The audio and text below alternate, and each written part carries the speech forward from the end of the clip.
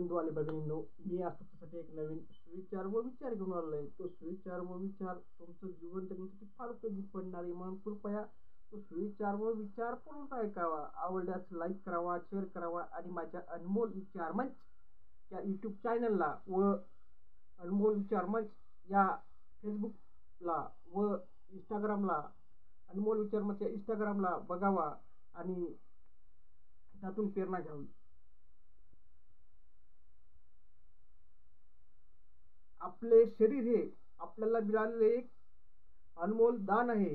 त्याचे रक्षण करा, नसता तुमचे आयुष्य भविष्य खराब होऊन तुमच्या जीवनाचा सत्यानाश होऊ शकते. बांधवांनो, आपले शरीर हे एक आपल्याला मिळालेले दान आहे आणि त्याचं रक्षण करा, नसता तुमचे आयुष्य भविष्य खराब होऊन तुमच्या जीवनाचा सत्यानाश होऊ शकते. बांधवांनो, उदाहरणार्थ एका गावामध्ये एक तरुण राहत होता.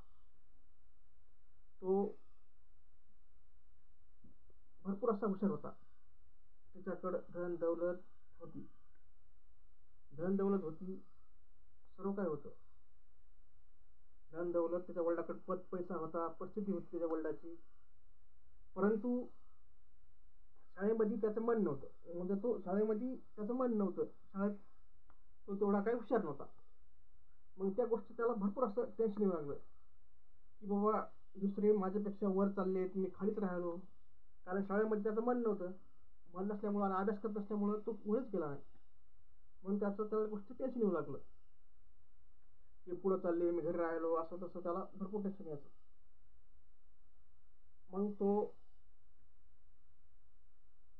पुढं चालले, असं करायले. पुढं चालल्यानंतर त्याचे मित्रमंडळी त्याच्याकडे आले लागले. ते कोणी नोकरी लागलं किंवा एखादा बिझनेस टाकला, काही टाकलं, त्याच्याकडे जात, त्याला पार्टी देत जात. मग पार्टीमध्ये जात जाय, त्याच्यासोबत जात जाय आणि पार्टी गेला की कधी मध्ये एक शोक म्हणून कधी कधी ड्रिंक करायचा. कारण पार्टी म्हणले की खाणं पिणं त्यात आलंच. मग कधी कधी तो ड्रिंक करायचा. मग असं आज यानं उद्या त्यानं, असं तसं. म्हणजे त्याचे मित्र सर्व काही हुशार होते. त्याचा जो ग्रुप होता 10-15 होता, ते हुशार असल्यामुळं त्याचे वेगवेगळ्या क्षेत्रात ते लागून गेले. काही लागले, काहीने बिझनेस टाकला, काहीने उद्योग व्यवसाय करायले, काही त्याच्या नानाच्या वर्षावर हे करायले, पुढे गेले, असं काही सर्व काही करू लागले. तर मग यानं आज उद्या त्यानं असं करता करता त्याला भरपूर निमंत्रण येऊ लागले. मग आज यानं पार्टी त्यानं पार्टी. मग तो कधी कधी ड्रिंक करू लागला. ड्रिंक करता करता फुकट पाचता तर एक दिवस असं व्यसन लागलं. आणि व्यसन लागलं आणि व्यसन लागल्यामुळं मग याचं वय सुद्धा झालं होतं. मग याला स्वरिकी येईना, कोणी काही होईना व्यसन लागल्यामुळं. कारण त्याचं नाव या गावामध्ये व त्याच्या पावलावण्यात हा पिते म्हणून खराब झालं. पी लावते, असं होते तसं होते, म्हणजे नाव खराब झालं. मग याला कोणी मुलगी सुद्धा देईना.